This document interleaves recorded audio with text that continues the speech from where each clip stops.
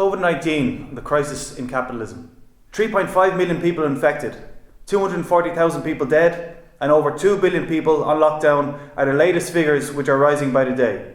Due to decades of cuts and attacks in the public provision of healthcare, taken with the substitution and subsidisation of private health providers, the healthcare system in Ireland and all across the capitalist world are being overrun and are reaching full capacity, causing great grief and worry among working families.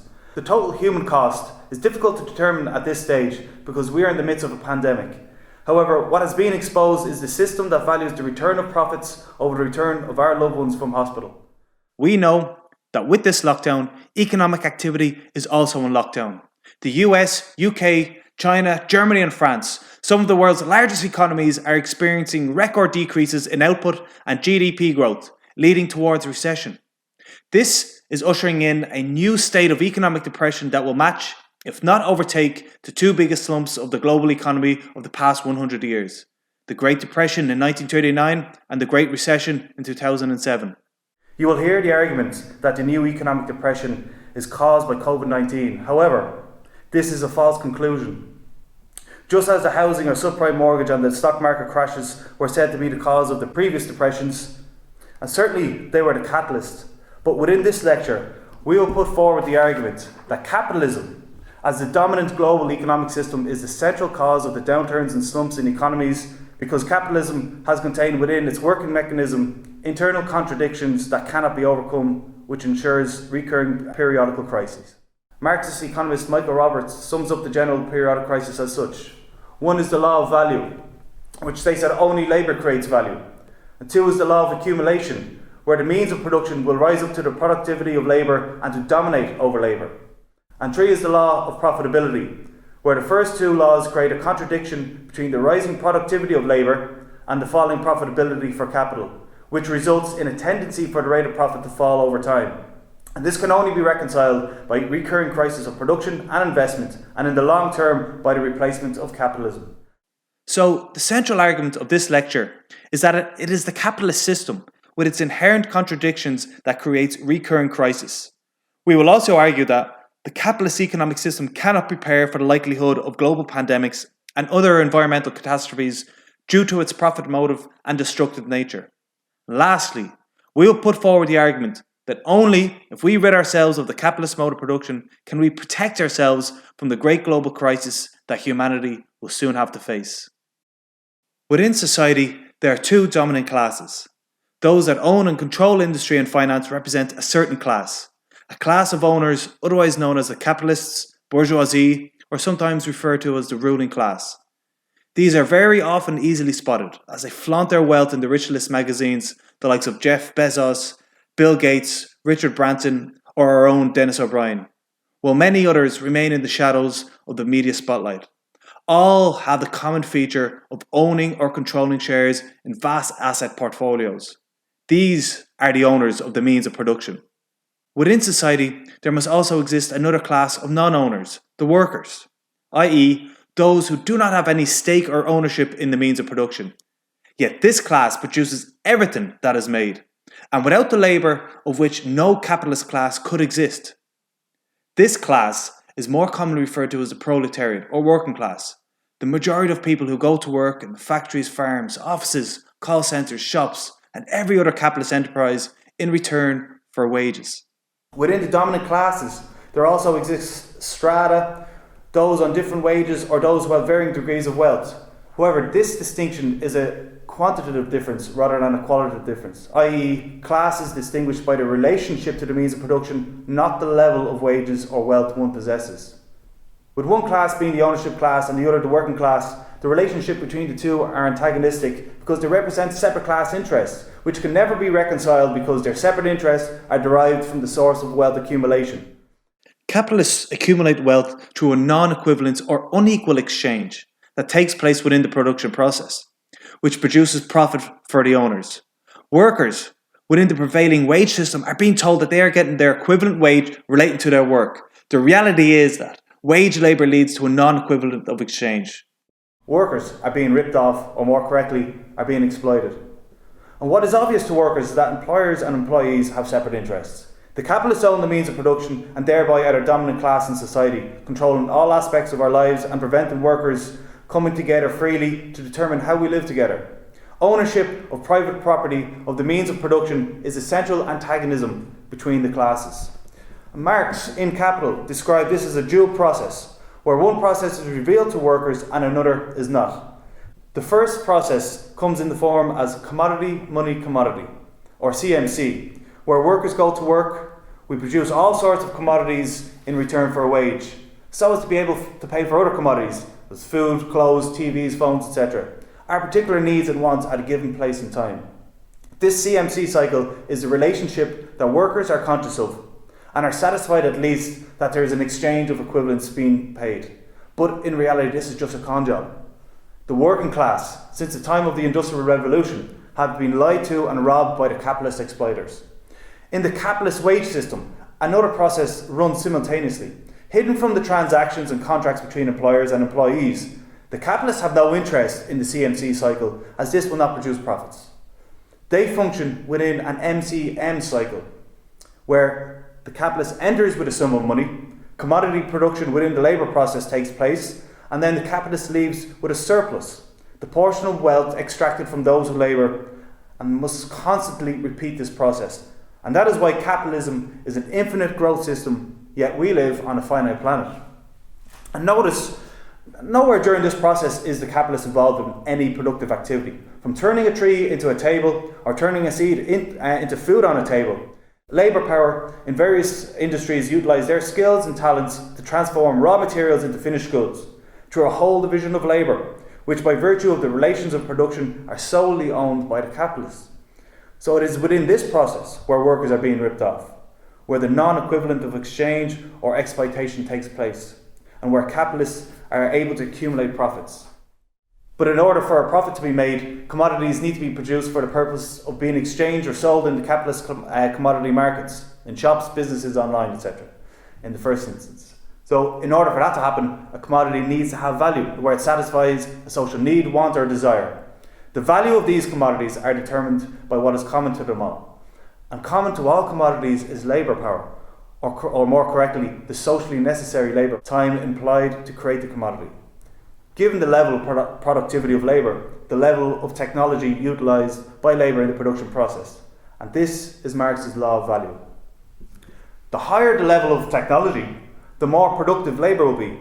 But conversely, this will also lower the value of each individual commodity. For example, cars became affordable for the general public as the value of each car dropped when the socially necessary labour time to produce a car decreased due to advances in production line and other manufacturing techniques, which were implemented by one, then another, then by all car manufacturers. Profits, then, are the manifestation in money form of what is known as the surplus value of labour, the extra value added to commodities by labour power acting upon materials to create it, but are expropriated by the capitalists. In other words, the source of capitalist wealth is not based on their work, but by the means by which they exploit the working class as a whole, by virtue of their ownership of the means of production. One only needs to look at the fact that due to lockdown, where labour power is unable to produce goods for capital, and hence profits can't be made, has this been made abundantly clear, as we witness country after country fall into recession. What this reveals is that wealth and wealth accumulation is not about the amount of work you do, or the level of skill you possess, but it's about the ability to own the means of production. The social power of capitalists in dictating wages is drawn from their ownership of the means of production, the means by which they employ labour. So no matter what the level of wages that labour is able to guarantee, once it threatens the viability of the industry to be profit generating, the power to cut jobs, cut wages, close down, move their entire operations elsewhere, or as the recent case of Keeling's highlights, bring lower cost labour in, this will be in the hands of the capitalist class. And this highlights the fact that focusing solely on the level of wages is, in the end, futile. In a capitalist system, it clearly pays to own the means of production and not to work the means of production. In essence, it leads us back to the Marxist law of value, that all value is created by labour and thus all profits are the product of labour power but become the possession of the capitalist class. Capitalist competitive development and the law of accumulation. The modern capitalist global system is based on the three forms of exploitation of the surplus value of labour. Absolute surplus value, increasing working hours and the number of workers. Relative surplus value, increasing technology and the productivity, which decreases the amount of labour needed for each unit of commodity produced. And super exploitation, driving wages below the value of labour power, the level needed for the social reproduction of labour. Imperialism, which according to Lenin is the most advanced stage of capitalist development, where monopoly capitalism is the chief characteristic and finance capital has exceeded and become dominant over productive capital.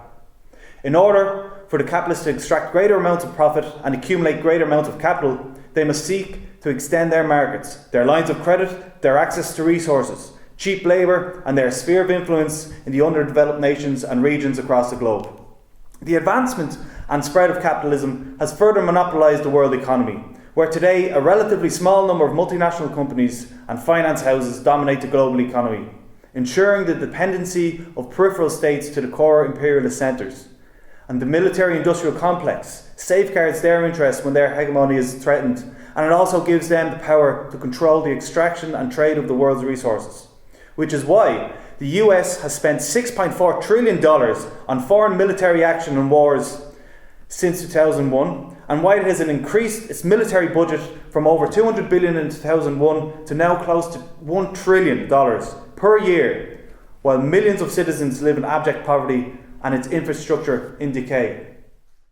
Competition and the need to maximise profit drives companies towards implementing one or all of the forms of exploitation. In practice, this manifests through takeovers, mergers and closures, leading to monopolies and oligopolies. This is a fundamental and historical process of capitalism. Competition leads to private monopolies because, ironically, competition is a threat to profitability, which ultimately leads to the necessity to protect profitability by military superiority and dominance. Choice, the watchword of capitalism, is just another illusion under its mode of production. This historical progression has not just meant the monopolisation of single industries, but the merger of finance and industry has facilitated the monopolisation of entire upstream and downstream processes. From oil to airplanes, food to pharmaceuticals, these and many more industries have over time been whittled down to where now only a few major companies are competing for market share, which has meant that the ownership of the means of production of the global economy is now concentrated and controlled by a tiny minority of global elites. Where they aren't directly owned by monopoly firms, they are indirectly controlled. From the extraction and processing of the raw material to the manufacturing and assembly, from the transportation and logistics to the whole array of banking and market structure for the financing, selling and retailing of the final goods of these global commodity chains. This allows the large multinational corporations to bribe and or fund the native political establishment in some developing and underdeveloped regions, as well as some of the rich developed countries, to facilitate an industrial policy set up in their interests, which seeks to divide, threaten and weaken organised labour. The final goal of it all, of course, is not only to increase the share of profit, the share of wealth going to the owners of the companies, but to weaken and drive down the share of wealth going to labour power, to ensure future accumulation of profits can be maintained. The utilisation and conscious implementation by the capitalists of outsourcing, whereby companies in the south are contracted by large transnational companies of the global north, will inevitably further intensify competition, increasing the ranks of the reserve army of labour, the unemployed in developed countries. The capitalist class, who have no shame in breeding sentiments of xenophobia and racism amongst members of the working class, blaming poor workers in India, Mexico and China for stealing jobs and decreasing the standards of living of the working class in Europe and America, as they organise and profit from this misery. Like every innovation in capitalist economies, profit is the motivating factor, and as each new advancement in productivity lowers the value of each individual commodity by lowering the socially necessary labour time needed in its production, the profit rates available in capital-intensive industries continually decrease, further driving competition and the utilisation of the three forms of exploitation in the capitalist economies. This happens simply because of the basic laws of supply and demand. If less labour is needed for each unit of commodity produced, the operation of the market will normally drive the price down.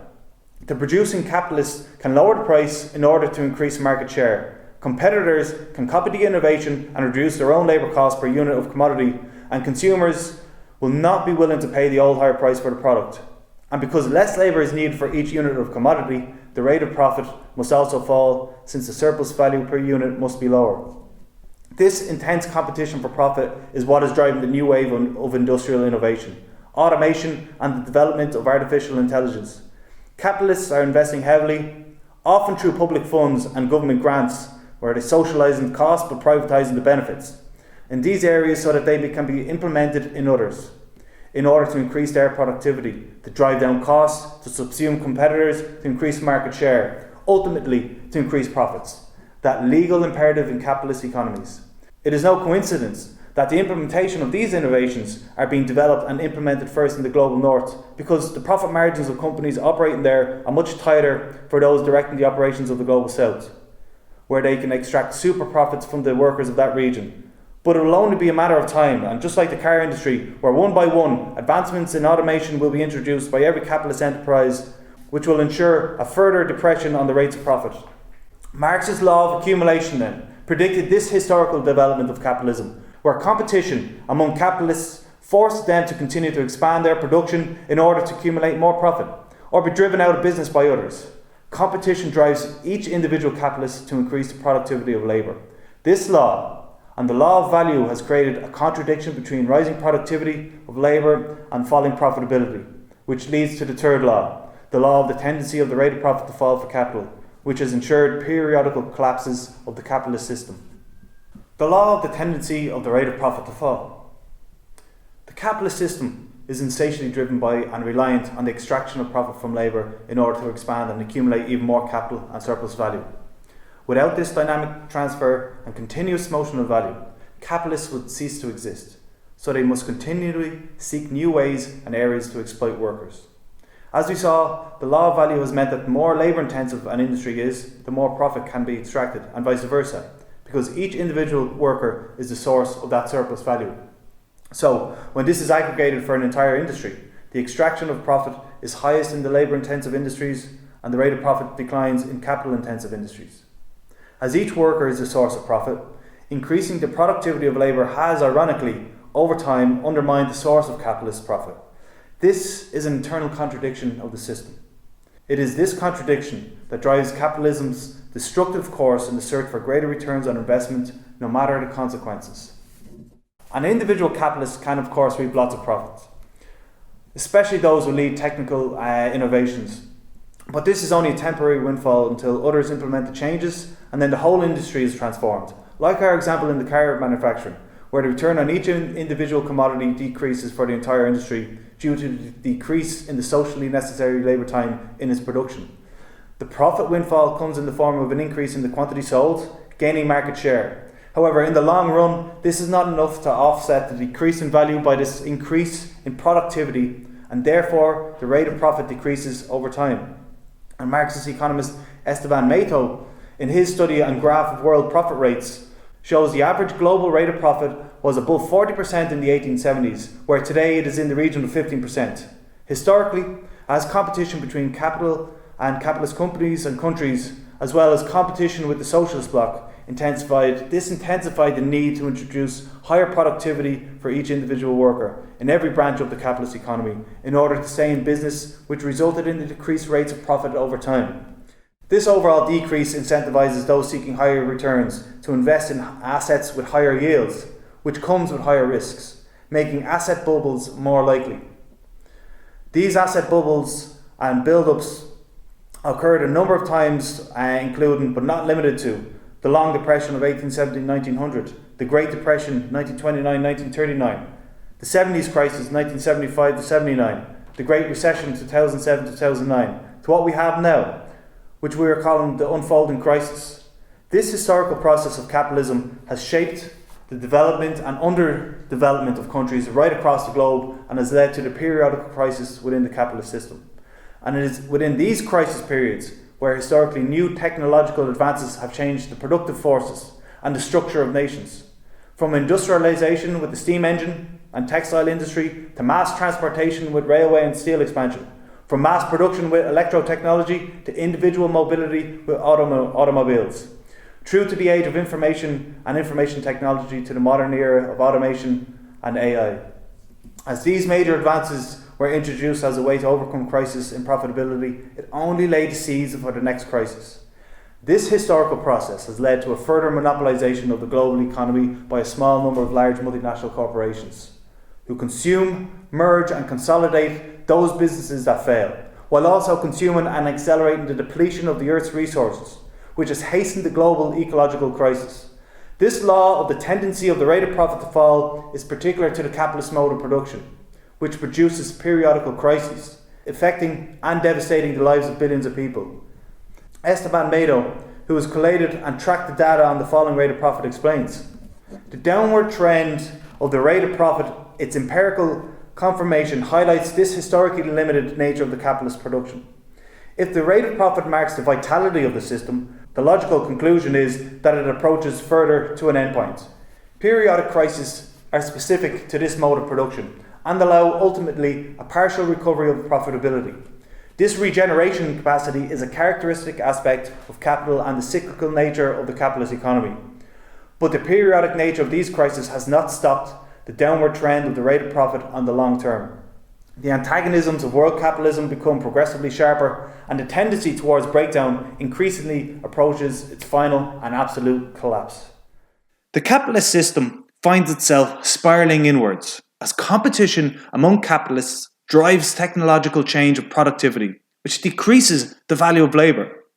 This, as we've stated, undermines the rate of profit, which causes a crisis within the system. As a crisis unfolds, it causes weaker businesses to fail and oligopolies and monopolies to increase, which then facilitates and incentivises the further exploitation of workers. As the system spirals, it leads to further drives in increased productivity, which further decreases the value of labour, and so on and so forth. Each rotation ushering in a new crisis of different magnitudes, time and time again. With each crisis comes another attempt for the capitalist ruling class to overcome it. For example, the major shifts of global manufacturing to the global south over the past 40 years, where now 82% of all manufacturing takes place, was a direct response to the profitability crisis of the 70s. This shift temporarily helped profit rates to recover, especially for the large multinationals who are able to avail of super exploited labour power. However, this shift also led to finance capital to dominate over industrial capital in the core Western capitalist countries, as one by one industries are either shut down or outsourced to areas of the global south or to tax havens such as Ireland. Debt, finance and property became the drivers of Western economies, with bloated equity markets, debt-driven economic activity and unhinged property values, where all connection to reality grounded value was severed. This financialization of Western economies showed its first sign of the dot-com crisis in 2001, but didn't fully unleash itself onto the global economy until the crash in the housing markets of 2007, leading to the Great Recession. Of course, the first to pay were the workers who are left jobless or wages or hours were cut. The resulting decade of austerity, with the weakening of the working class, has allowed the capitalist class to further implement the three forms of exploitation outlined above, as an attempt to overcome decreased profitability. The global economy was facing the worst collapse since the Second World War as the coronavirus began to strike in March, well before the height of the crisis, according to the latest Brookings Financial Times Tracking Index, which is an index that covers 20 economies comprising of three different variables: indicators of real economic activity, financial indicators and confidence indicators.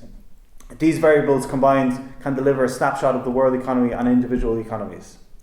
So this is the evidence that the global economy was already on a cliff edge. It's just that the coronavirus tipped it over and added a heap of weight onto its fall. The three laws of motion within the capitalist mode of production, of value, of accumulation and of falling profitability, which creates periodical crisis and which results in overproduction and the knock-on effects to workers, their families and the economy in general, are internal contradictions which the system cannot overcome. However, the capitalist class will continue to attempt to overcome crises. It is this very fact that has driven the capitalist mode of production into a system of destruction, which has increased the likelihood of global pandemics and other environmental kickbacks occurring due to its destructive nature on habitats of the oceans, the earth and the air.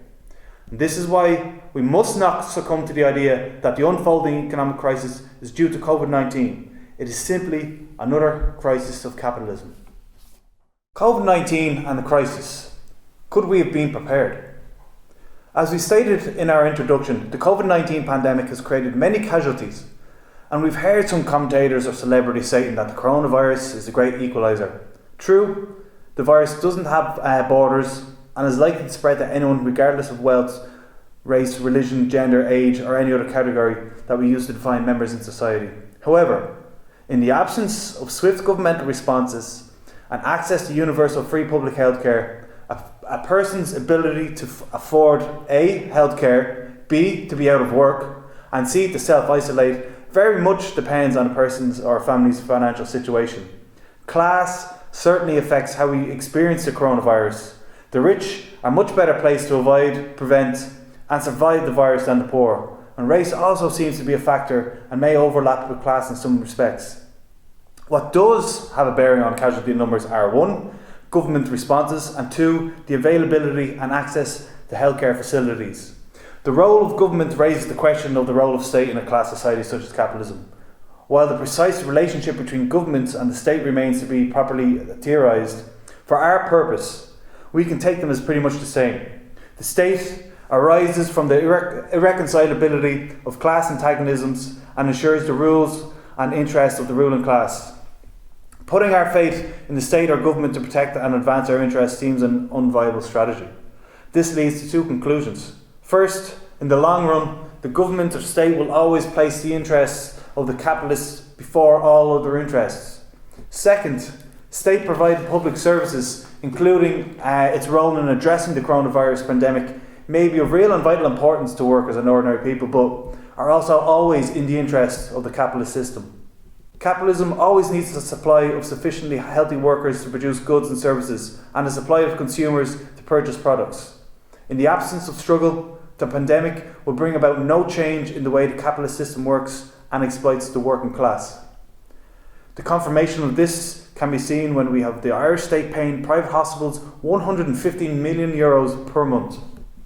The large number of infections, deaths and scale of lockdown is very much connected to the capitalist mode of production and its attack on the public healthcare system. So building on from our understanding of the contradictions of capitalism, it is important to ask the question, could we have been prepared for this pandemic? The acclaimed journalist John Pilger writes that the virus has been allowed to sweep through modern developed societies is a crime against humanity. He was referring to the ongoing destruction of privatisation of the British NHS carried out by successive New Labour and Conservative governments, what he calls the Americanisation of the health services, which left Britain unable to cope with the advent of the coronavirus. But Britain is hardly unique in that respect. The European Union imposed economic conditions on Portugal, Ireland, Italy, Greece and Spain, the pigs as more commonly known, following the recession of 2007, which involved cutting social services, including health. None of these states were in any way prepared to deal with the health emergency, least of all the pandemic which has hit them. A recent report by Emma Clancy, an EU policy advisor, stated that since 2011, the EU has made 63 individual demands on member states to cut spending on health and to privatise or outsource services to meet arbitrary debt and deficit budgets. It also made 105 separate demands on states to raise the pension age and or reduce spending on pensions and aged care. Is it any wonder then that we have the nursing home scandal? Once again, the COVID-19 has exposed the already existing crisis in this area. Not to be left out, they also instructed members 38 times to reduce employment protections, collective bargaining rights and job security. Following the Great Recession, clearly sovereignty and democracy fell victim to capitalist demands. It is not the case that a pandemic was unforeseen. Pilger, in the same interview, stated that the Conservative government in Britain was warned about shortages, leaving the NHS vulnerable in the event of a pandemic 4 years ago. In fact, numerous simulations and predictions at national and international levels were carried out. A WHO report as recent as September 2019 stated that there was a very real threat of a pandemic sweeping the planet, killing up to 80 million people. Preparedness is hampered by the lack of continued political will at all levels, read the report. Michael Roberts, in a recent article, cites that in early 2018, during a meeting of the WHO in Geneva, a group of experts known as the R&D Blueprint coined the term Disease X. They predicted that the next pandemic would be caused by an unknown novel pathogen that hadn't yet entered the human population. Disease X would likely result from a virus originating in animals and would emerge somewhere on the planet where economic development drives people and wildlife together. Remember, that's in 2018, 2 years ago. What we can deduce from this is that scientific and health experts around the world had fully expected a pandemic to hit, and capitalist governments were informed of this fact. Their inability to deal with the numbers requiring medical attention is not so much a lack of will, as stated by the WHO, but a lack of interest in funding and staffing a universal public healthcare system, which could have prepared us for the predictions made by the WHO. The rules of the system simply didn't allow it. Governments were willing to take on the risk in order for profits to be made and the odious debt to be paid. Instead, public and health services have been attacked, privatised, stripped, and systematically underfunded in efforts to allow capitalists to profit from our essential needs. The unpreparedness of capitalist governments in Ireland and elsewhere is just a symptom of the wider crisis of capitalism, namely the crisis of profitability.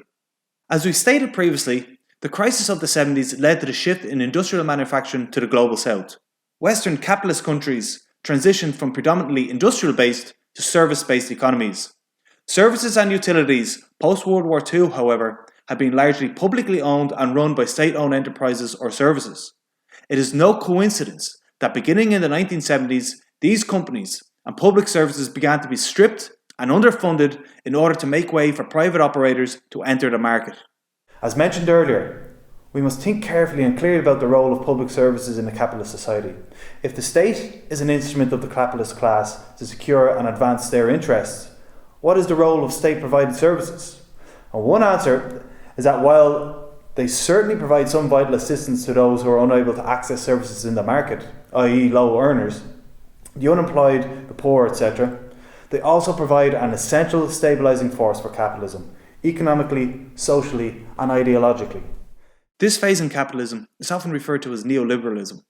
Many try to label it in order to distinguish it from an earlier friendlier capitalism, in the hope that we can end neoliberalism without ending capitalism. But there is no distinction to be made. Neoliberalism should be thought of as a particular period of capitalism, but not something different to it. Due to the historical falling rates of profit and periodical crisis, capitalism has chosen the following trajectory: to move industry to countries of the global south where labour is much cheaper and can be super exploited, while at the same time finance and debt became the drivers of the economies of the global north, in concert with opening up the public services for privatisation. These shifts themselves have to be put into context of the capitalist activity and the wider global emergency, which has actually driven the likelihood of global pandemics and other environmental crises hitting broad communities and regions around the world due to capitalism's destructive nature. This activity is not just having an impact on the well-documented climate change, but is in fact creating global change in atmospheric circulation, ocean circulation, the carbon cycle, the nitrogen cycle, the water cycle and other cycles, sea ice changes, fish stocks, food webs, biological diversity, pollution and more. The destruction of the habitats is also leading us to the 6th extinction wave in geological history, with more than 1 million species threatened with extinction within decades. This global change is threatening the sustainability of civilization as we know it. This has led those in the field of Earth system science, headed by the International Biosphere Programme, to make the formal recommendation back in 2000 that we have left the Holocene epoch and entered a new epoch, the Anthropocene, the period during which human activity has been the dominant influence on the Earth. They state that the magnitude, spatial scale and pace of human-induced change are unprecedented in human history and perhaps in the history of the Earth. The Earth system is now operating in a no-analogue state. We cannot compare it with previous times because it is unlike anything that's gone before. 20 years on from this report, and little has been done to change this ecocidal course of the capitalist development. The period from 1950 to the present is known as the Great Acceleration, and the reason for this is the accelerated pace, hockey stick-shaped curves, at which capitalist production and consumption have developed, which has impacted on the natural cycles and processes within the Earth system. We must re-stress the point that the laws of value, accumulation and profitability and its contradictions within the capitalist mode of production are what have driven this acceleration, an acceleration which has increased the probability of pandemics and other global emergencies occurring that human civilization will soon face. The accelerated pace of capitalist production and consumption is done in the search of profit. But as the COVID-19 pandemic has proven, this necessity has exposed the vulnerability of citizens in capitalist nations to this and to future global emergencies. The crisis has also revealed to people what a decade or more of cuts in funding, recruitment, pay and conditions will do to essential services such as health. However, this is not just a crisis in health service and our ability to deal with this particular crisis, but reveals a fundamental lack of investment and downgrading of the public system as a whole, including health, housing, education and welfare. The virus has exposed our vulnerability to mass illness, but we also know that there already existed a crisis in our public systems before this pandemic, resulting from the austerity policies that the governments have been implementing since the Great Recession of 2008, which itself was a result of the periodical crisis of capitalism. As we have already pointed out, the state in capitalism provides public services primarily to stabilise the system and serve the interests of capitalists. It should be no surprise then that these services are totally inadequate to meet human needs and decency. Yet the crisis has also revealed the beauty and love people have for each other, that those we truly value and need most are the workers in health, retail, childcare, education, cleaning, among other essential services. International solidarity from the socialist states such as Cuba and Vietnam, and their dealing with the COVID-19 internally, has proven their resilience and compassion for their people and the global family, despite the criminal sanctions, blockade and demonisation by the Western imperialist powers. It is workers and their labour power who are essential for producing the goods and services we need to survive, and not those who live off the labour of others, the landlords, the capitalist owners, the bankers and the shareholders, and all those who seek to profit from this pandemic and future crisis, as well as living off the wealth created by labour and nature.